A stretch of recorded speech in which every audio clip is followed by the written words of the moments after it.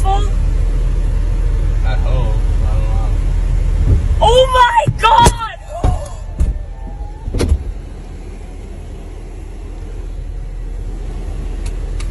Abby, stay in the car. Good evening, ladies and gentlemen, and welcome to Punching Left. My name is AJ Wilms, joined here with Mike Lauber. And wow, that opening video, what did you expect? She's like, are they peaceful? No, that is Antifa. They're typically not peaceful. You could be minding your own business, just sitting in your vehicle, and they'll try to break your property. Yeah, they're never peaceful. When you see people with like their face covered up, that's not a good sign. Yeah, and there's like a whole psychology behind that too, like anonymity and like how that contributes to crime and things like that, or especially when you're in like a group, like that herd mentality or mob mentality. The whole thing called psychology of crowds, and it's interesting when you combine crowds with anonymity. Whoa, you're in for some trouble. Yeah, no, I mean, there's a lot of truth to it. We've seen this through history too, like not just here, but abroad. But, same reason the Klan covered up. They didn't want people to know who they were out, like terrorizing the blacks in the community or whoever else, whoever was their current target of aggression. And we see the same thing with Antifa now or other leftist protesters. They don't want to be identified, and it's not like they're actually going to be prosecuted, but some of them are starting to get concerned with people going after their employers or other things. Yeah, well, it's funny because, with all these other groups in history who cover up and, commit these violent acts, at least they have like a goal. But with Antifa, I'm like, what? So you're fighting against fascism. Who's the fascist? Clarence Thomas is a fascist for saying states should do what they want. And Joe Biden, I'm really confused as the Dems control the House and the executive branch. They don't care about the Senate. You know what I mean? I'm like, what are you guys actually doing here? And I get that they don't like Democrats or whatever. But even then, it's like, who are you guys fighting against? Well, they just want their way at any cost, and they're willing to destroy a city to get it. But honestly, the terrorism tactics worked for them during the Summer of Love. Yeah. So why would they switch to do something else now? Well, yeah, you're exactly right. Like the summer of 2020, when all these BLM riots were happening and Antifa was obviously contributing quite a lot, they actually did get their way. When they said defund the police and burnt down police stations, you know what happened? They defunded the police. It's crazy to see that it actually works. America's like, we do not negotiate with terrorists, and we'll let people get beheaded in the Middle East. And then in the U.S., it's like, we'll just let our own citizens be killed in the streets and do exactly what these Antifa terrorists or BLM terrorists want to do. I mean, I think it was totally right when Trump declared Black Lives Matter as a domestic terrorist group, and Antifa should be considered one as well. Oh, absolutely. But, if you want to listen to the left now, they still argue Antifa doesn't exist. They're an idea. Yeah. That just has, I don't even understand what that means. But because they don't have a official leader, that all of a sudden means it's not a real group. I don't even know how you could get away with saying that. It's just an idea. That idea just broke my car window. Yeah, pretty much. That was a very powerful idea. But they literally operate like Al-Qaeda. I mean, they're broken into cells. They don't have a real national leadership. But it's kind of it's almost like a standalone complex. They get people with the right mentality in each of these individual cells, then will go out and accomplish the will of the group as a whole because all their ideas are aligned. They don't need an actual leadership structure. They do have a funding structure, obviously. Yeah. And then they've got legal representation. And maybe they don't have titles for people, but there's certainly natural leaders within these groups. And I even heard there are unofficial or official leadership positions within Antifa where they have designated spotters, and they have people who are antagonizers, and they have people who are distractors. They have things planned out, and that doesn't come out of nowhere. That comes from someone saying this is how we need to organize our movement here, even if it's just leaders for each individual riot. Or whatever, right? Even if it's just broken down into little lieutenants who each lead their own little city movements, that's still a type of leadership, and that is clearly a legitimate group of people committing violence, not just an idea. Yeah, exactly. I mean, they've got freaking branding. I mean, they show up with signs that are professionally made signs. They logoed. I saw them with logoed body armor. And, they have bricks, and the city or whoever. Right. I mean, if you want to know that there's major NGOs and billionaires funding these riots, they had pallets of bricks put out into the streets so that rioters and Antifa, they could take those bricks and smash buildings with it. Who does that? Who on earth who pays for that? Who ships it? There are some very evil people behind it who are shipping pallets of bricks to city streets before riots begin. Oh, yeah, exactly. Or remember the Antifa food truck that would show up at their different BLM riots and feed the crowd?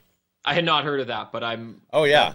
That seems very reasonable to me. That seems like something that definitely would have. Was it like Mexican food or something? I'd assume a Ha! very ethnic type of food truck that was there. No, it was some kind of vegan something or other, which yeah, would be my second guess anyway. But yeah, right. Yeah, I can't imagine it was like grilled cheese and hamburgers and hot dogs though.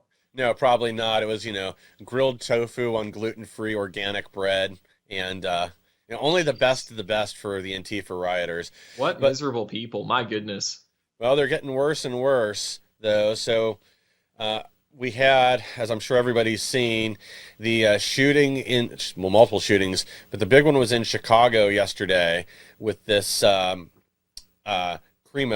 Was it Bobby Crimo the third? Yeah, and crazy enough, the person who got the video of him being arrested is actually someone a friend of mine knows, and like Really? an old coworker. Yeah, my friend's place is like 5 minutes away from where the guy was arrested, so he like knew the streets and everything. Really crazy story. He's okay, obviously, in his family and everything. I was like, well, dude, what if you went to that parade? And he's like, I wouldn't have gone to that area of town anyways. It was a very, very liberal, very like so. But nevertheless, I was like, well, either way, I'm glad you're safe and you guys weren't there or anything, because yeah, such a tragic event that did occur, and it does hit close to home that these things are happening within our cities, and this didn't happen. As maybe we'll discuss later, there was a lot of shootings actually that happened on July 4th, but this one really hits close to home because this was at a celebration. There was no like gang violence or drug violence or anything. It wasn't a police shootout. This was like people trying to celebrate Independence Day and were attacked for supposedly no reason at all. We don't know what the motive is, but it's very shameful to see this happen. Yeah, and that's kind of the thing, is this guy really does look like your textbook lunatic. Not to say that any of these other ones aren't. Whereas this guy's just all over the spectrum, and I might mean that in like more ways than one. But he appeared to just fire indiscriminately into the crowd, wounded up to 30 people, killed. I think we're up to 6 deaths now. Yeah, and 6 deaths and 24 injured. Or 24 injured. Okay. Oh, okay. Maybe it was that 24 shot. Maybe it was. I'd read 30 injured in a few different places. Maybe it wasn't all from shit. It may have increased then. That was the figure I heard last night. So and yeah, there's a lot of people I saw on Twitter trying to like attribute this person to like political motivations, which we don't know yet. Like for example, he was apparently wearing like a Trump flag in a photo, and there was another photo of him at like a Trump rally. Yeah, but dressed up like Waldo. Yeah, he was dressed like literally, like Where's Waldo? He was dressed like that with like the glasses and the hat and the striped shirt and everything. Really, really weird. So some people were saying like he was mocking it because then, you look at his Twitter and he's following like Joe Biden and all these left-wing people and CNN, and he's not following any right-wingers. So I think there's like a lot of conflicting info. One of his friends came out on Twitter though and said like, he wasn't into politics at all. He would just do whatever was popular. So he would take things from the left and the right and use them as aesthetics. So I don't know how true that is, but one of his friends came out and basically said the guy was not like an intellectual when it came to politics. He was just an insane person. Yeah, exactly. I mean, this guy's just a human embodiment of mental illness in more ways than one. But that's really all it takes. And then, of course, this guy was known to the police prior to this shooting, like tends to happen with these kind of things a lot of time. But I guess nothing was done. Now, so far, I haven't been able to get any real information on what that meant. Just that at some point, the police had contact with him. Interesting. Yeah. Yeah, well, this tends to be the case where like looking at this person, we're showing these photos not for sensational reasons or whatever, right? Not to impress all 20 people who are going to watch this video, but rather to show and illustrate like how this clearly looks like an insane person. You can look at this person and understand fully that like there is something mentally wrong with this individual here. Like you don't dress up like this without some type of weird internal problems going on, Yeah, because there are just dozens of photos of this guy in, like, I don't even know what to call some of these outfits. And I also don't want to include any other ones that we don't think are real, but apparently the police admit that he was wearing women's clothing at the time of the attack. It doesn't mean he's like transgender, but again, it's just another thing to show you this guy's got a freaking screw loose. Right, and I was wondering what that was all about as well, because again, like the police notorious for like not giving us good information. They just kind of say like, I was wearing chicks' clothes and then leave it at that. And it's like, you arrested him. Like, why didn't you ask him and then tell us the answer? You know what I mean? But one of the things I'm wondering is I wonder if he did that like as a disguise or something, maybe to trip people out, or, it seems kind of weird. Like if he actually was transgender, why would he change into guy's clothing when he was arrested? You know what I mean? Like Wouldn't he be wearing makeup and high heels when he was arrested, not just when he did the shooting? If anything, wouldn't it be the opposite? Yeah. Anyways, there's like a lot of things that are up in the air about this, but I'm wondering because, there's some Muslim terrorists who dress up like women, like in burqas to explode Yes. themselves. Not because they're trans, but because they're like, oh, it'll be harder to identify me. Or if someone sees me, they'll say, oh, it was a chick in a burqa. And then they're looking for the wrong person. This person was smart enough to go up onto a rooftop to shoot down from and get away from the police and not really be identified by people other than just, he's wearing this colored shirt or I saw him get away in this vehicle. So there was some like level of mental capacity that he was clearly exhibiting that maybe the whole woman's clothing thing was to distract people or to throw people off his trail. I don't know. Yeah, that's kind of what I'm leaning towards now. Like if he had been arrested still in like the full get up, I wouldn't be thinking this necessarily. Right. But I think that was almost a disguise because normally like if there's violence like this, you assume it's a man that did it. So if he's Right. dressed up like a woman, like I don't know if he bothered to shave either. I haven't seen his mugshot, but if he was wearing like makeup, a wig, and a women's clothing, that could have been his whole way to elude people. It also wouldn't be as unusual than to see somebody, a woman with a bag, whereas a guy with a bag that maybe you could fold Right. up a rifle into, that would be a lot more unusual and draw more attention to you.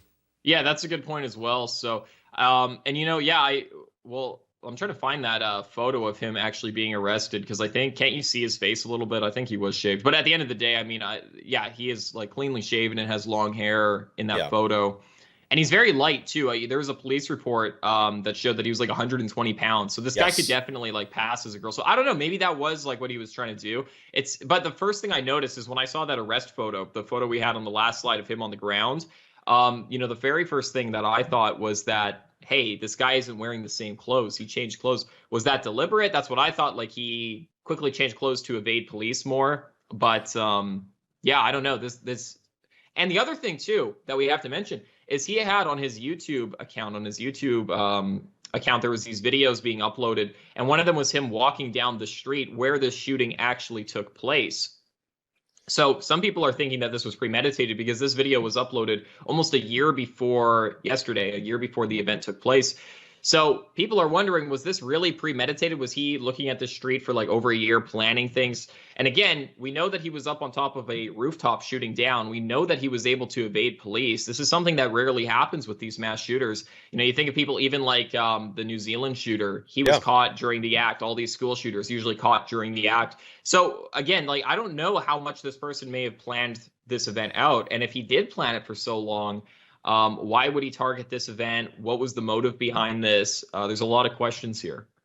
Yeah, and it does seem like there had to have at least been a certain level of sophistication with this shooting because, I mean, I suppose it could be luck that he evaded the police afterwards, but if you're attacking a parade, there's going to be a lot of police and law enforcement nearby, not to mention all the other people and witnesses. So if this guy's on a rooftop, he would have been spotted by dozens of people. They know what building he's in, so that's exactly where law enforcement is going to converge. So maybe the clothing change, and I guess he got up there with a ladder too, as I read that somewhere. Really? Yeah, it was just a ladder like pushed up against the back of the building. Okay. Because I was wondering that too, how he got up there. That makes sense. Well, there's a lot of weird things about the story, and to your point about all the police, one of the videos I saw, they're shooting and people are looking around like, are those fireworks? Like, what's going on? And then the police siren goes off and then everyone's like, uh-oh, and then they start to run. But it shows that like the police were there and the police heard gunshots and they're like, wait a minute, that's a shooting. And then they turned the sirens on. So there was like police within like earshot of the guy during the time of the shooting. So again, it's very strange, the fact that he did get away. And I'm wondering if this was something that he had planned out where he had all these things lined up in order that he could get away, or how premeditated this really was. Yeah, I mean, like I said, it seems like there must have been some level of sophistication or planning, but then again, it also could just be bad luck. We've seen plenty of examples of that too, that maybe the police couldn't get around to the backside of the building for access, or because they're probably the looking panicking on the streets for someone too, not rooftops, right? Yeah, well, I would assume if you shoot from the rooftop, you'd be able to identify where the shots came from pretty quickly and pretty easily. Oh yeah. Yeah, it's just that gives him an advantage because he's shooting down, so it's harder to hide. But I would also think that would make you pretty identifiable. But then again, it would be echoing off the buildings. You're in a city, so I don't know. I hadn't really thought about it this much till now. Right, and this person is like, there's so much like weird stuff about this person. Everyone is talking about like the symbols in his video. He has that weird like kind of cross-looking thing Yeah. of boxes. No one knows at this point what that means. It could just be his own like music logo and not really mean anything, right? It could just be his own esoteric thing. But then there's also, I saw on Reddit, somebody was like, this was like months and months ago before obviously the shooting happened. Someone was like, oh, this rapper, the name of the guy, he did a remix of this song, and it said song name, and then it said ISIS song. And I'm like, he did a remix of an ISIS song? Like, there's so many layers to this where it's like, okay, you're at Trump events dressed as Waldo. You're on Instagram saying, I am a liberal. You're doing ISIS song remixes. Like, there's so many parts to this, and they're just all over the place that I think it really goes to show, like you said, Mike, I think this guy's just a total lunatic, and I don't know if it's just as simple as that or what. Yeah, and you know, it also could be a combination of things, like him doing a lot of these things, like whether it's going to the Trump rally, all the insane liberal and Antifa stuff that he was posting on other social media, or remixing in ISIS songs. These also kind of sound like, you know, desperate grabs for attention that he's just hoping one of these will catch on. Yeah, and that could be. And then he'll glom onto that group and use that to propel his music career forward. I don't know. I mean, the guy, he's definitely out there. The guy's got more than one screw loose, obviously. Yeah. But yeah, well, and in one of his music videos too, you can see that he was dressed up. This is the one where he's in like the school. I'm assuming it's his most popular video. He's wearing a helmet with a GoPro on it, and then he has like this what seems to be like a vest. I don't think it's like a legit bulletproof vest, but it looks like one with like a flashing light on it, and to me, like a strobe light. And to me, that reminded me of the New Zealand shooting because, of course, that guy, whatever his name was, Tarrant or whatever, he had the black helmet on with the GoPro, just like this person was imitating, and then a strobe light on his gun and a vest on. So I'm like, was this supposed to be like, I mean, clearly it seems to be like a school shooting reference, but I don't know if that is supposed to be like inspired by or whatever the New Zealand shooting as well. Yeah, and I'm not really sure, and I could go either way on that, because it also just seems like, you know, he pulled from all these different things, and didn't have, obviously there's no coherent message or anything else, no manifesto or anything else has been found. Right. We might just be reading too much into this too. This could be he at some level planned this event, and then maybe it's luck the police didn't catch him sooner. Right. So I don't know how much of this was like really coordinated and planned out, or how much of this is just like we're watching like the ravings of a crazy person. We're trying to analyze those now after the fact. Right. Yeah. And I mean, again, like, I think the first instinct of most people is to be like, well, this person was just like an irrational, crazy person. But there has to be, like you said earlier, like some degree of like planning, because like he would have had to buy a ladder, you know what I mean, to climb up on the rooftop. He would have had to, you know that he could have got onto that roof. Like, I don't know how deep this goes, but clearly there has to be a little bit, like even like one day's worth of planning where he'd say, okay, tomorrow there's a parade. I'm going to buy a ladder today. I'm going to do this. I'm going to do that. So I don't know, like, we may be reading too much into it by thinking, like, for example, what I said, where he was making videos of this street like a year ago. Now, I don't know if he was planning this for an entire year. And if he was, that would imply there was like a deeper motive than just I'm crazy. It seems then that he was specifically targeting a 4th of July event. Then again, I don't know if that street was just randomly selected and it's a coincidence, or if, months in advance they said, this is the main street we always do parades on. I don't know if he was just waiting for the next parade or if it was specifically targeted at like Patriots and Independence Day. Yeah. But like you said, like, it's a balancing game because we can't read too much into it because, we might be overanalyzing, but then we can't throw the baby out with the bathwater and just say it's an insane person. Let's not look into it. So we're trying to find that middle ground here on the show and present all the facts we have. Do we know if he like lived in that area or nearby or anything? I didn't think to check that till now. Because I don't know. I thought he did, but maybe not. Because that could be explain the video in the area, if that's somewhere he lives anyway, because I don't know what I saw that the video existed, but I honestly didn't watch that one. There's so much new material on this. Right. And that may be us just attributing too much to it, but there had to have been a level of planning. Like you said, the ladder, him evading the police, wearing the dress. Yeah, wearing the woman's clothing, whatever that was, yeah. And even just having the weapon and everything else. That's another thing. They've been quiet on what this is, which kind of makes me think not an AR-15 this time, or they'd be demonizing that already. Yeah, and the police haven't even reported what weapon was used, have they? Yeah, so I mean, this is obviously just happened, but there are a lot of unusual things about this. I saw another picture circulating around with him in an FBI hat. So people were trying to say, oh, this guy was a Fed or he was an informant or something else. But again, we don't know if any of that's true. And that could just be, against wild speculation by the crew on the internet. Right. Well, yeah, and if it was a Fed, we'd be hearing about AR-15s already, I think, right? I think he would have had a manifesto. I love AR-15s and the Second Amendment, and God bless Donald Trump. This one's for you, mega country, That's right. I think that's like literally, I think that's something they would have done. I think this was genuinely a crazy person, not some like FBI thing or whatever. And I also don't think, I don't even know if this was political at all, because I know people on the left, all of them are trying to attribute this to the right, and I don't think that's fair at all. Some people are attributing this to like being a left winger. I don't even know if that's necessarily true. I think I think what Mike was saying earlier, that this is just a lunatic acting irrationally. And I'm just waiting for more facts to come out about the motive, and hopefully the police actually do share more, because we've seen with recent shootings like the Texas school shooting that the police are like very reluctant to give out facts. And maybe in that case it's because the police were like complicit in what happened to some extent. Completely incompetent. Right. But even with that, it's like there was some facts that really should have been given out. It's in the public's interest, and they just refused to. So hopefully with this we do get more facts coming out so that we can understand what's happening. Because these things continue to happen. We have to figure out what's going on here and how we can stop this. Yeah, and so one interesting thing I heard earlier today from actually just like a local talk radio guy that was on while I was driving, and he brought up something I actually hadn't thought about either. So like with the shooter in Buffalo, once the media and the left kind of got their narrative about that, the story disappeared. Whereas we know this guy's still sitting there in jail, awaiting a trial right now. Right. But once they kind of spun things to their advantage, and most people believed this guy was some kind of right-wing extremist, it stopped. The information flow that was it. Right. So I'm kind of wondering if we're just seeing that happen now in real time with this guy, that we're going to see some spin on it, and then the story just disappears because if people dig too deep, it'll become pretty obvious it doesn't fit the narrative. Right. Like basically like what you're saying is that information will come out as long as it's going to be demonizing right wingers. But then as soon as it stops doing that, they're not going to release any. So if by square one, there's no information that can demonize the right, the media is just not going to pick up on it at all.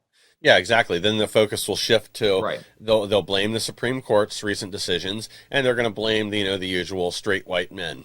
Yeah. And AR-15s. Of course. Yeah, even if there wasn't and free speech. Even if it wasn't an AR-15, even if this guy was using a bolt-action hunting rifle, because again, this is Chicago, you're basically not supposed to be able to own a gun there. Right. Yeah. What's up with that too? And we know it wasn't a bolt-action rifle because of the videos, but obviously. Yeah, but was it even legally obtained? Was it a straw purchase? Again, so many questions, and it's funny that the FBI knows about like every little thing. Like they know about like the mom who's attending a PTA meeting before she goes, but then they don't know like what gun the shooter used in like a giant mass shooting. Like I was going to say one of the biggest mass shootings in Illinois, but there's a lot of mass shootings that happen in Illinois that we don't hear about because they're gang related. But it's what seems to be like a terrorist attack, right? Exactly. This might not have even been the biggest one in Chicago this weekend. No, it may not have been. And I mean, this is a great segue into something else we wanted to talk about, which is that there was tons of other mass shootings that happened on the 4th of July as well that weren't related to, what you typically think a mass shooting is, where someone goes like lone gunman shooting down a bunch of innocent people. Yeah. Most mass shootings are actually done because of gang violence, and mass shooting is just 3 or more people who are killed or shot, I think. And Mike, why don't you explain some of these crazy things that were happening on July 4th? Yeah. So there were a series of these. There actually were so many. There's one I forgot to even make a slide on. So in Gary, Indiana, you had a shooting, 7 people wounded, 3 people killed just after midnight. This happened. Actually, I should say just before 1 a.m. because I think this was called in at like at 12:48. Yep. 3 people killed, 7 others wounded. Gary, Indiana, again, is kind of a suburb of Chicago, notoriously bad town. It's where Michael Jackson was born and raised. Oh, wow. Really rough part of town. Scared the black out of him. My goodness. Yeah, exactly. He had to do everything he could to get out of that town. That's why he started making music. I guess so. Yeah. Wow. Yeah. And this happens obviously a lot in places like Chicago or places like New York City, Detroit. You have a lot of these mass shootings and gang violence, and not even necessarily like gang violence, but just violence in general from these communities. And it's very sad to see. So, I mean, these things happen almost on a daily basis, though. Like, isn't it something like almost every day there's like a mass shooting in Chicago or something like that, especially the South Side? Yeah. Oh, yeah. sometimes multiple in one weekend. Like actually, I was trying to find the story earlier with prior to this shooting, the mass shooting we're talking about in Chicago, like how many people had been shot and killed just over the 4th of July weekend. Yeah. Well, I read once, like one weekend, this was a couple of years ago, it was something crazy like 88 people were shot, or there was 88 different shootings or something insane like that in like 2 days in Chicago. Like, Yeah. I don't know what's the celebration was, or I don't know if it was like Juneteenth or something. I don't know if it was like tax day or whatever, but there was like massive amounts of shootings that were happening. And this happens on a daily basis. Yeah, I'm looking right now to see if I can find the total of how many were clipped before this happened, because I want to say it was like over 100 people shot, and I can't remember how many killed. But just in the weekend, leading up to the 4th, everybody's home, it's hot, and that's when crime always increases, when the weather's warm outside and people are out there in front of their apartments. That's when all this stuff happens. That's so weird. What is with that? Well, what is the correlation between the warm weather? Because I've heard that so many times. I don't get it. Like warm weathers, does that just mean people are out of their house, and when they're out of their house, they just kill each other? Yeah. Or they're just irritated by the heat. In the wintertime, they stay to themselves. Yeah, I guess, right. Yeah. Like so when I first moved back to Ohio, I lived in like a pretty rough neighborhood. When I went to look at the house the first time, it was cold. It was the middle of winter, so it seemed fine. But then once it warmed up, I mean, that place got lit. It was, jeez. Yeah. I came home from school one day, and there was police all up and down my road because there had been a giant fight, and I think 3 or 4 people shot. Nobody killed, but just like 2 blocks up the road from where I was living. Jeez, Mike the gangster there. Like he's getting harder. Michael Jackson lost his black skin. Mike may have gained some while he was living in the rough neighborhood, but nevertheless, we're glad you're okay, Mike, and you made it through the rough neighborhood. There's some interesting times there. There's definitely some stories I don't want to be telling on air. But is there any other shootings that happened the other day too, or yesterday? Oh yeah, we also had Philly. 2 police officers were shot at a 4th of July concert. So this wasn't a mass shooting, but the mayor immediately blames the Supreme Court decision for this shooting in Philly. That basically because now our Supreme Court's just saying people can carry guns anywhere they want, anytime they want, and this is going to happen more. When obviously that is not why this happened. Right. Yeah. Of course. And there's even another one that involves police where a cop was shot in Baltimore yesterday as well, and I think he survived. But I mean, it's crazy. The video is available online. We can't show it here on YouTube, obviously, although it is on YouTube on Police Activity. By the way, Police Activity is a wonderful channel for all these crazy cop videos. It'll make you understand why, like, we shouldn't defund the police. We might want to give the police maybe a raise because they go through a lot of crap, it seems. And this was a video uploaded on Police Activity. It's body cam footage of these 4 police officers who would go to this hotel, and they're knocking on the door. And the guy opens the door and just immediately with a gun, just like walks out, and he's like, boom, boom, boom, boom, boom, and tries to shoot them all. And then the cops obviously shoot him to death. And one of the cops is hit. So again, like, these things are happening constantly in America on a daily basis. And I don't know what it is about the 4th of July. People are drinking, warm weather, like you said, but it seems like on the 4th, there's a lot of shootings that happen. And it's so sad to see. Yeah, and it seems like way more than normal this year. And then another story that happened, I'm sure everybody saw, was that shooting in Akron with the guy that was pulled over, tried to shoot at the cops, and then got shot 60 times. So here where I live, even, they were like encouraging people to show up. They were trying to start riots up there after that happened, but I don't think once the body cam, they released 18 different, I think it was 18 body camera videos of this guy that all show him shooting at the cops. Like, the fact that he got hit 60 times once he fired at them is kind of irrelevant at that point. Yeah. Because everybody just unloaded on him. I guess they fired 90 rounds. I can't believe they hit him 2/3 of the time, but that's just my own observation. Yeah, jeez. It's like the first shot got him on the ground, but after that, they're just like over top of him. Yeah. Well, yeah, that's I mean, the thing is like, how many rounds does what do the police use, like Glock 17s or something? Yeah, usually Glock 19s or 17s or SIGs. And how many rounds did those hold? So between 15, or sometimes they'll use extended mags. Like I know in LA, like LAPD uses I think 22 round mags and Glock 19s. Yeah. Different departments use different things. But so I mean, it could just be like 6 cops that just mag drop, right? It's not like a boom, boom, boom, boom, boom, boom. You know what I mean? It's just, several cops just boom, boom, boom, and then it's done in 10 seconds. It just so happens to be like 60 rounds or 90 rounds. Oh.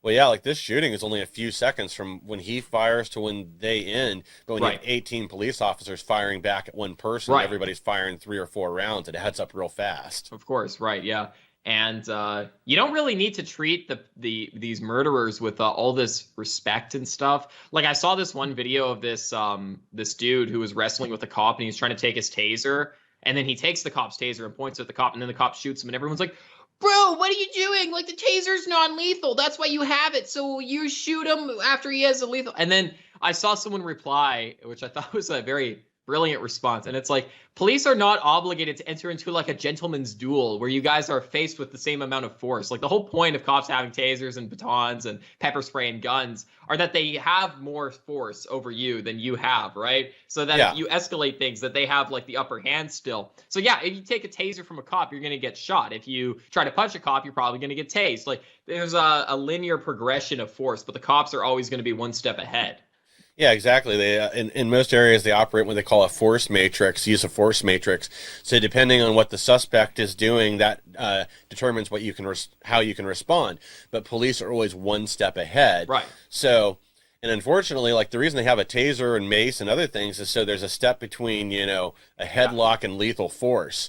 But yeah, if you grab a police officer's taser and you try to shoot them with it, like he did, he fired. I think since we're talking about the same one, is this the guy in Atlanta? No, this is probably someone else because this is a while ago, but he was like laying on the ground and the cop was trying to arrest him, and then he turned around and grabbed the cop's taser. There's a lot of times when people try to grab cops' tasers, though. This is like unfortunately kind of a common thing. Yeah, really bad idea. If you're getting arrested, definitely don't grab their taser because the next thing on the force escalation is lethal. Right. The guy in Atlanta, though, you know, they found him. Somebody called the cops on him because he was drunk, passed out in a drive-through at like a Wendy's. And the cops show up. Yeah, at first he's cooperating. Then all of a sudden he just flipped out and lost it because I guess he'd just gotten out of jail for another DUI. Grabs the taser. I think he successfully shot one of the police, and then he starts to run, fires blindly back at the other one, and that's when he got shot and killed.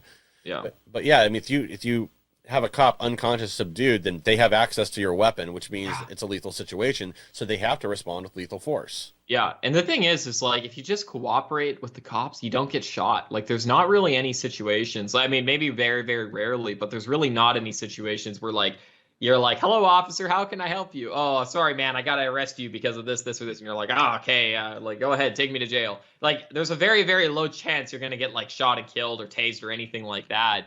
And if you did, you could sue the city and make, like, $10 million. Dude, I wish a cop would, like, you know, use excessive force while arresting me so I could sue the city and make all this money. Yeah, as long as they don't kill me in the process. But, you know, if there's anybody out there that's not sure what to do, Chris Rock put out a great instructional video years and years ago. I mean, it might have probably banned off the internet now, but it's called How Not to Get Your Ass Beat by the Police. Yeah, I saw that like a few weeks ago, actually, funny enough. It's pretty funny. Yeah, it's hilarious. You should definitely check it out. But if you just follow those simple rules, I mean, that's going to increase your chances of survival 100-fold. Oh, absolutely.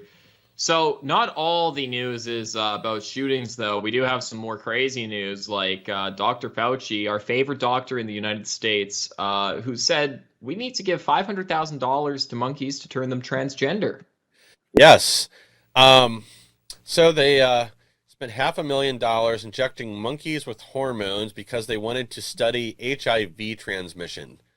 I'm not entirely sure why they had to have transgender monkeys for this. But couldn't tell you.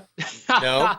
I don't know, man, because like I don't know how politicized science is getting now. Obviously, it is very politicized, but like I guess what they're saying is like instead of researching how gay men get HIV, they're gonna look up how trans women who are just gay men get HIV. You know what I mean? Like maybe they're trying to be like, well, we don't know, like we know the rates that gays get HIV, but we don't know the rate at which trans women who like men get HIV, so we need trans monkeys now. Like to me, it just sounds like a BS funding thing where they want all this extra money for extra research, and they're trying to be like, oh, are you saying that gay men and trans men have the same sex life just because they both sleep with men?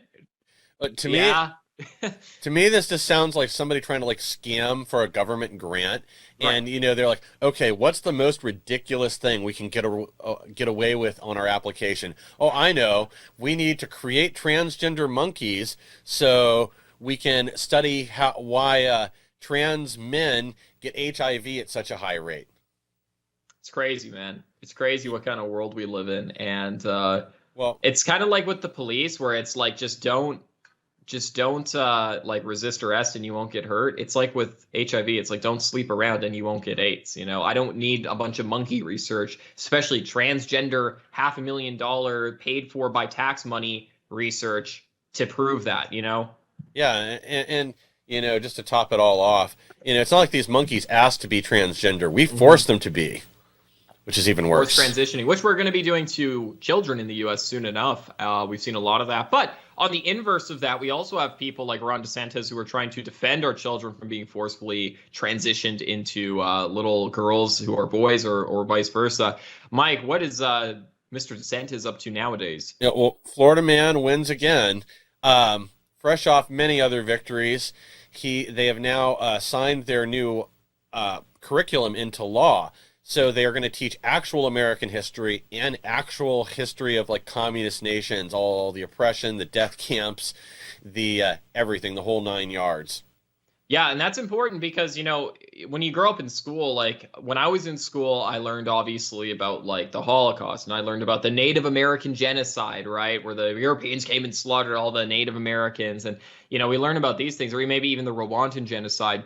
But like communism killed like way more than all of those things combined, right? And yet we don't learn about, like, just Stalin alone killed more people than all of those other people combined, and yet we just don't learn about it because, well, he was on our side in World War II, which means we were good. Or, there's like this meme that it was like, there's like this history meme, right? Where it's like history teachers are like, America was a terrible country from 1776 to 1942 or whatever. And then it was good until 1945. And then it was terrible from that point all the way to 2022. And it's like, wait a minute. History teachers, that doesn't seem very consistent, but all right, go ahead. Yeah, exactly. And yeah, communism has killed somewhere between 100 and 120 million people. And those are just our best estimates because obviously we don't talk about it. But forcing kids to actually learn about like what people suffered under the Cultural Revolution under Mao, or, forced starvations in the Soviet Union, or just the other horrible things that have happened in nation after nation after nation. And to be forced to deal with the fact that every time communism is tried, it always fails and it always leads to mass genocide. Every single time. And in places like China, they think that it could be up to 80 million people in China alone because of Mao Zedong, right? Yes. And then obviously with Stalin, they're thinking upwards of 17 million people. And the thing about the famines too is, leftists will say, oh, well, he tried his best to redistribute food and then there happened to be a famine, or they'll say it was the environment that caused the only famine to ever happen like that in history. But, they try to say famine isn't a genocide. It's just people don't have food. You can't blame a leader for that. But the reason there was a famine, the reason for taking the food away from farmers, all of that was to try to provoke a revolution so they could kill the people who tried to resist, right? What they were trying to do is kill off all these Ukrainians with the Holodomor, kill off all these Russians. So they would go and take their food, and then the farmers either fight back and then get shot and killed, or they starve to death. And there's historic accounts where there are people, you can look up in, there's historic documents that prove this. They had to put guards, like soldiers, at cemeteries because people were so hungry at that time. They would go to grave sites and then eat dead bodies. So they had to have like official guard posts at cemeteries to like make sure no one came and dug up dead graves to eat people. So it was not only a forced famine, the entire point of the famine, the entire point of taking the food was to try to provoke people to fighting back so that they could kill them. And if they didn't fight back, they would starve to death. Yeah, and I've also seen the left try to say that, the reason that these famines have happened or other things, it's because the U.S. puts them under sanctions and we won't trade with them and they were relying on us for food. But that's total BS. Russia and the Ukraine actually produce 30% of the world's grain now anyway, and I know it was a high percentage back in the 1940s, 50s, and 60s anyway, when a lot of these starvations and other things occurred, or even prior to that. It was forced starvation for both population control and also to make the people that are still left completely reliant and dependent on the government for this false loyalty, where, you would get that extra ration that you needed to survive if you turned in your neighbors for something. You're getting the government's good graces for other things. Yeah, well, and it's also like, it's kind of like the history teacher meme I mentioned earlier, but this time with Russia, where the communists are like, famines happened all the time from the entire time, like from 1919 when the Bolsheviks started all the way until like the 90s or whatever, the 80s when the wall fell down. But before that, there was no such thing as famines that killed 17 million people. But it was only when, the Bolsheviks took over, pure coincidence that famines just started to happen in Russia to that extent. Oh, okay, makes total sense. Yeah, exactly. These dumb tankies. Yeah, exactly. Again, it's a repeated pattern. We saw the same thing with in China with Mao. They would, take the land from the people that were productive or close the factories that made foods and other things. And again, because they were more concerned with building loyalty, building useful idiots, and an army of people that would do whatever they wanted, than they were actually feeding the people. They wanted to make sure everybody was indoctrinated, everybody was programmed, and everybody had the appropriate level of fear that they would just go along with whatever the government said, including things that, were obviously untrue. Right. Yeah. And I mean, they were doing like crazy things. Like if you had a family member who was a landowner, you wouldn't be allowed to go to university or you'd be kicked out and stuff in Russia. I mean, just taking things to like a whole new level. And unfortunately, it's almost like what we're seeing in America today, but against not just like landowners, but against like white people, against Christian people. I saw today there was a woman in a university who was one of her coworkers tried to get her fired because she was white and whiteness ruined the university or something like that. And I'm like, what? And it's crazy to think that we're getting to the point where like soon enough people are going to say, yeah, okay, sure, good point. Or yeah, maybe she should work somewhere else or wherever, and you will start seeing things happen like that. Yeah, well, as long as we still have like the Ninth Circuit Court of Appeals and these other like liberal courts, that's how these things get through. Like that whole case with the guy praying at the football games. Like, he lost 2 different cases in the Ninth Circuit. Basically, they said, oh yeah, you don't have this right to peaceably and silently pray for 15 seconds at an off-school event. But like, if you use the same logic, then how can anybody go to school like wearing a crucifix or a hijab or anything else? Because aren't those also all religious symbols, or just people see them? Right. Yeah, of course. And why shouldn't you have the right to, say a prayer to yourself while in a public setting? Like, it just doesn't make any sense to me whatsoever. At my old workplace, we had a prayer room, a whole room dedicated for prayer. And obviously that was created for Muslims. Because I guess, like, I don't know, they need to go right on the ground and pray or whatever. I used it as the lunchroom. Me and my girlfriend would sit in there and eat food so we didn't have to talk to anyone.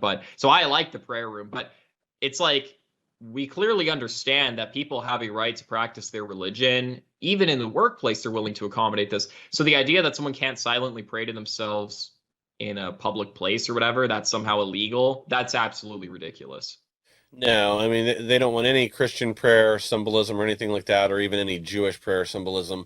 But, they all want us to participate in their religion of global warming and climate change, and then the LGBTQIA plus agenda. I'll get that right one of these days. Yeah, you almost did. The LGBTQIAA2 plus is the official acronym. I'm not making that up. That is if you Google it, that is the legit one. And I had to memorize what each letter meant for a class I took in college, because that's what you have to learn in college nowadays. And you almost got it though. Yeah, well, I saw they just added another letter to it last week. Is there like a board or committee that does this, that adds the letters and changes the flag and everything, or is this just like by social media? It's like Antifa. It's like it exists and it's real, but everyone pretends it's not, right? So I'm sure there's someone behind the scenes pulling the strings, doing official newsletters, but I think it's a very organic kind of thing. It's organic. It's organic because they have, like, I think there's 13 or 14 letters in the whole LGBT acronym, which is half of the alphabet, right? I don't think if there was actual intellectuals putting this together, they would have half of the alphabet in letters. Like, think of that's like 13 syllables long to say. I don't know if there's any words in English that are 13 syllables. So just from a branding perspective, I think it's pretty clear that this is like edgy teenagers, or not really edgy, but these annoying teenagers online, these teenage TikTok girls who put these things together. Yeah, I think I'm just going to go back to calling them the gays.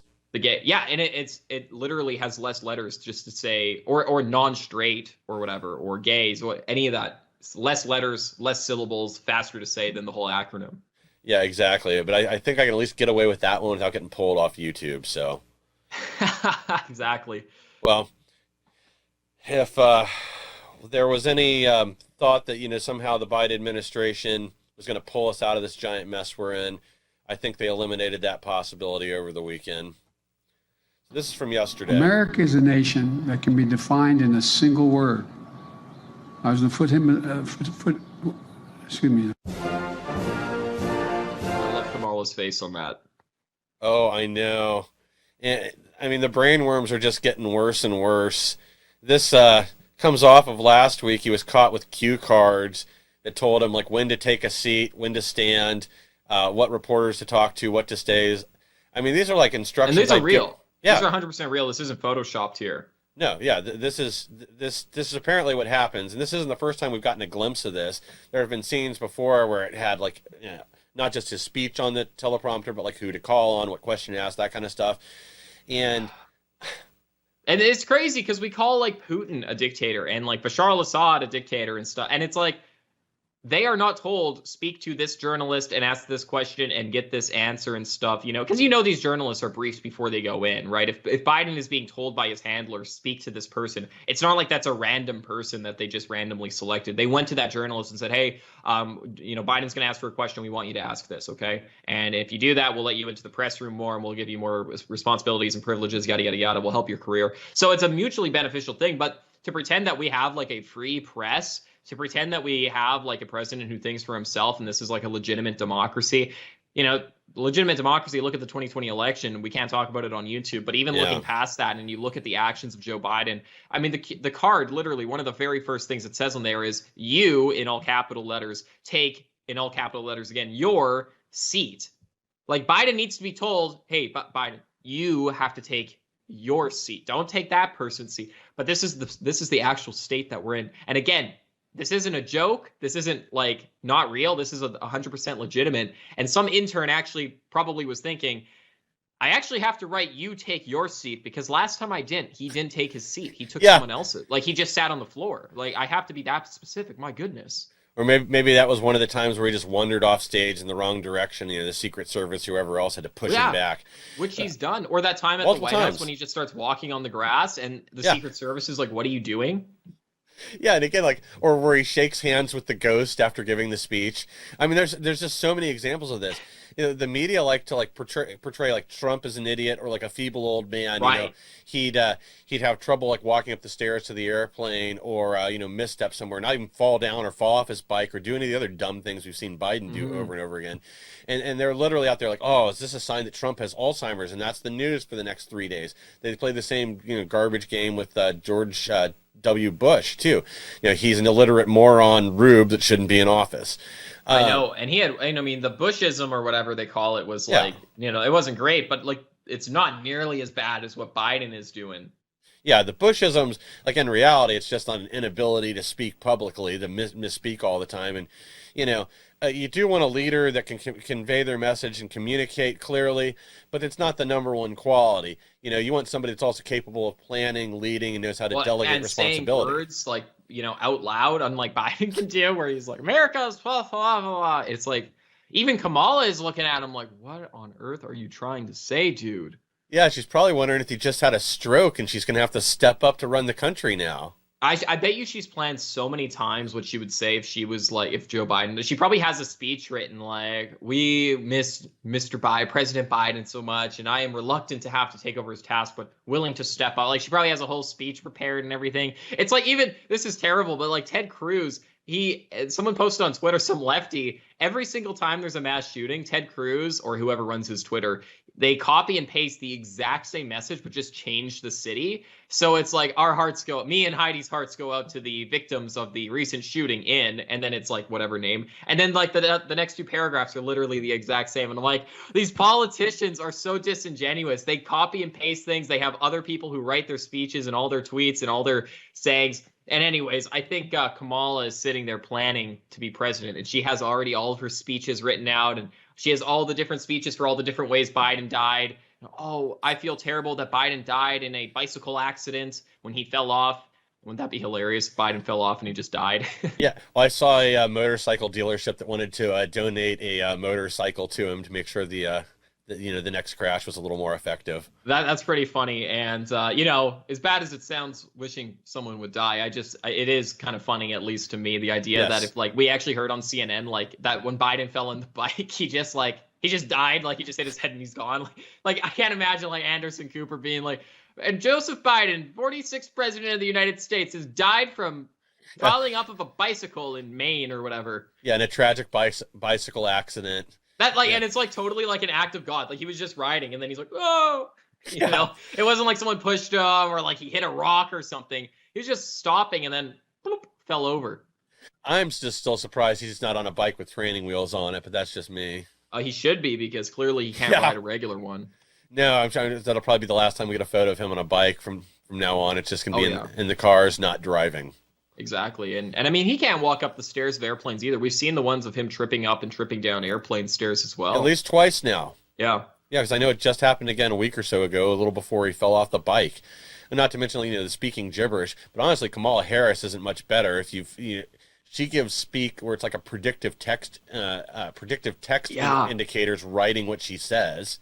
Yeah, exactly. And her laugh is like insane too. Have you ever heard her like the laugh cackle compilations? Yeah. Oh yeah. Well, then over the weekend she was at an event for oh man, I'm blanking on who it was. The banner behind her had Louisiana misspelled on it, so the whole time you're looking at that.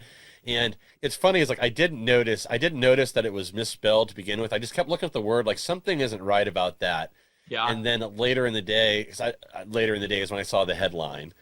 Right. But yeah. They're both pretty bad. And not only are the U.S. leaders bad, but I think we have some bad leaders all around here. And what is this all about here? Well, I guess in Canada, the sales for Pfizer must be down. They must have hit their slump, because now they're demanding people get a booster every 9 months. And really quick, is he wearing a pin on his suit that is a Canadian flag and a Pfizer logo? Is that what that is, or what flag is that? Let me see if I can zoom in here a little. It wouldn't surprise me if he was. Because I'm wondering what kind of other flag he would be wearing. Because it's, Canada and it looks blue. But how hilarious would that be with like a Pfizer, like a private company, with like a Pfizer, with like a Pfizer, a U.S. company, a U.S. private company logo? Is it like is it like the UN or something like that? Could be, and I can't zoom in well enough to really tell. I don't know. Yeah, maybe it is. Yeah, maybe it is. Maybe they are just bought and paid for. There used to be a joke that like politicians have to wear who their big backers are on their suits, so they look like NASCAR drivers. And I kind of feel like that's a system we should go to. Like, there's some merit in that. That I want to see that Pfizer gave whoever half a billion dollars for their campaign. Literally, like everyone in Congress would be like splattered in Planned Pfizer and stuff. These left-wing Planned Parenthood and all this stuff. These left-wing special interest groups, they are like very, very powerful. There's not a lot of right-wing lobby groups. There are obviously some. There's they donate to parties, and the NRA is the big one that everyone talks about. But I mean, like the NRA doesn't nearly as big as a lobby group as like Planned Parenthood is, or like so many environmental organizations or like so many of these anti-gun organizations, like the ADL, SPLC, the ACLU, these groups that are dedicated just to fighting actual ideas. It's funny we say Antifa's just an idea, so let's not attack it. And then meanwhile they're like literally burning cities down. And then at the same time, the left supports all these NGOs that are literally fighting ideas like white nationalism. And it's like white nationalism related terrorist attacks. There's been a lot of BLM related terrorist attacks and Antifa. You really are trying to fight like an idea, and yet they get millions and millions of dollars in donations that get written off in people's taxes. We as donation money that gets written off in taxes that we as taxpayers subsidize, then goes into the pockets of Democratic Congress people so that they can buy votes. And it's a really sick system the way that these NGOs, some of them can control Congress and our whole country. Yeah, and the teachers unions and the other government unions and everything else. I mean, they donate almost exclusively to Democrats. They want to pretend these things don't exist, even though financially, like, their contributions are much bigger than the NRA or any other like right-wing lobbying group. The NRA is not even a good example. It's really been more in recent years where they've not even almost exclusively, but primarily given to Republicans. It used to be Republicans and Democrats. It was anybody that had a good rating above a B or something like that. For the gun control legislation. They used to want to have allies in both parties. But the problem is now, like, if you're a Democrat, Democrat, even if you are pro-gun, you take money from the NRA, your career is over. Yeah, it's more about it's more about the Democrats because the NRA is other than the NRA because the NRA is a special interest donor, one special interest, single issue donors. So like if you are someone who supports guns, they're going to give you money because they just want the pro-gun guy, and it makes sense. Like for them, of course, they'd rather have a pro-gun Democrat than an anti-gun Republican. But there's no such thing anymore because the Democrats, unlike the Republicans, will whip all their people into shape, and a lot of the people in Congress that are Democrats may not even agree with all of the agenda that's being pushed by Nancy Pelosi, but they fall in line because they have to all their donations from the Democratic Party and all their support, and they're never going to win an election again. Yeah, because unfortunately, this is somewhat true on the right, but I feel like it's especially true with the left that it is a popularity contest. And if you take a position outside of whatever the party narrative is at the time, even the locals, people that do probably support you, they're not going to donate to you. They're not going to show up and campaign for you. Because the Democrat Party at large will castigate. Yeah, and they will castigate nobody, and they'll be much more consistent than that. And they'll do things like say, "We'll just primary you," right? Like you can imagine. And the Republicans do not do this. Like when Mitch McConnell is acting online, I want the entire Republican Party to go up and say, "We are replacing you as your majority leader." Not only that, we're going to run some ads soon, primary for your election. All support we have for you. We're going to contact every single special interest group that donates to you, and we're going to say, hey, Mitch McConnell sucks, donate to this better Republican lawyer. And that's what the Democrats do to each other, which is why you have solidarity, where you have literally 100% so many Democrats vote in favor of something so many times in the House and Senate because they have that authority. The Republicans have them in autonomy for their congresspeople, which makes sense. Freedom and autonomy for their congresspeople, which makes sense, except when it's like, okay, but then Mitt Romney or Mitch McConnell are voting for like these extremely left-wing things like gun control or whatever the case is, or against the J6 people, right? And it's like, hey, that's when the Republicans do need to step up and actually use some force to keep the American people safe. Yeah, and I have a feeling that after this next election, as long as we have a 2022 election, that there is going to be a big battle and a push from people on the right to actually get some people into leadership positions that represent the populist view. And if we do have a large number of populists win in several states, and it looks like there's a good possibility that happens, that we might not have to deal with the Mitch McConnells and the other rhino Republicans that are currently in leadership. People are tired of getting sold out. They want somebody up there that will actually push our agenda forward and won't just pretend to, or won't just water it down so much in negotiations that we only get a small percentage of what we want. We also need somebody in there that actually understands what a negotiation is, and that they know that a negotiation isn't just you slow lock the left and you give them 99% of what they want. That they actually include items that we want when we're negotiating. Although I think it's interesting too because although I think it's absolutely true that we're going to be getting more populist kind of reactionary people running for office and being elected. We're also going to see that on the left with more reactionary or not reactionary people like evolutionary people, people like AOC. And it's really interesting seeing the parties polarized, like to the point where you're getting more and more polarized. To the point where you're getting like Bernie Sanders and Trump running against each other, at least in the 2016 election. On the Democratic side wasn't monkeying around with. It would have been Bernie Sanders with Trump, which you have that's like billionaire versus a socialist. I mean, that's like a pretty big contrast, right? And that was what 2016. The Democrats were doing everything they can, and the Democrats were doing everything they can to hold on to their power, and it's slipping away from them because they are giving in to a lot of these radical agendas. Lo and behold, they're getting radical candidates like AOC and Rashida Tlaib and all these other people, right? So it's interesting because the party is becoming less and less about Nancy Pelosi and the establishment and more about AOC and these other people almost at a time, but I'll just say finally that the Republicans are doing the opposite, or they're trying to do the same thing, but they're actually doing it well, which is bad. Mitch McConnell is saying we can't allow radical elements like Donald Trump into the party. Let's keep them out, and they're actually doing a good job of keeping out these, but that's bad, quote unquote radical elements. But that's bad because we need to have fight against strong reactionary leaders to fight against people like AOC, because Mitch McConnell and Mitt Romney and these other rhinos are not going to be sufficient at taking on someone like AOC or Rashida Tlaib or Bernie Sanders or these other really energetic people on the left who are true revolutionaries. And I don't know how good of a job they really are doing on the right at suppressing those kind of candidates. I do think they've had some effect, but I kind of feel like the voting base is so frustrated with the insider club, especially as we've seen a lot of these primaries. And most of them, that have emerged at the winner as winners. I mean, Trump with Trump endorsements, excluding Dr. Oz and a few other rhinos that he's endorsed. Most of them are solid candidates. And then you also look at some of these other people, like Myra Flores. She's already out there. Again, she's being loud, she's being vocal, and she's saying the things that need to be said. You know, they're not tied to the party. And I think we're going to see a lot more of this. And I also think that once you do have more than just Marjorie Taylor Greene and Lauren Boebert and Matt Gaetz and a handful of others that fight back. Once they're ranked swell, that's going to give other people the courage that they need to speak, like Jim Jordan, and there are a few good ones.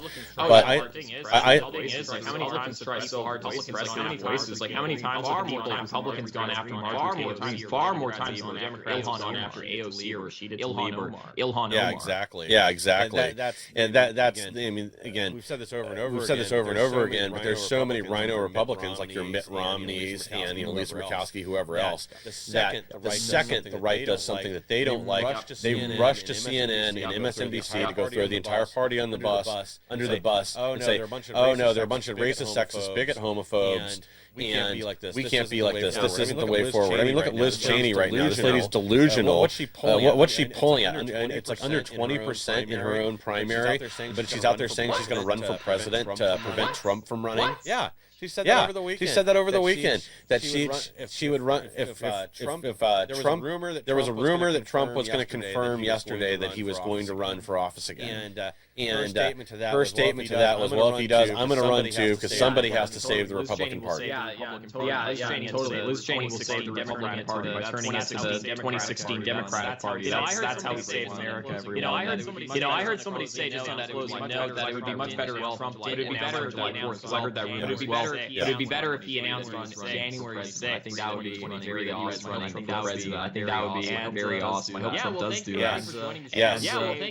Well, thank you everybody for joining us today. You can find us on all of the platforms. You can find us on all other platforms at punchingleft.com, Telegram channel, join the Telegram channel, and subscribe to us on YouTube. All of that page down to punchingleft.com. It'll take you to our landing page, and you can go ahead and subscribe to us, watch things there. Thank you all very much for watching us today.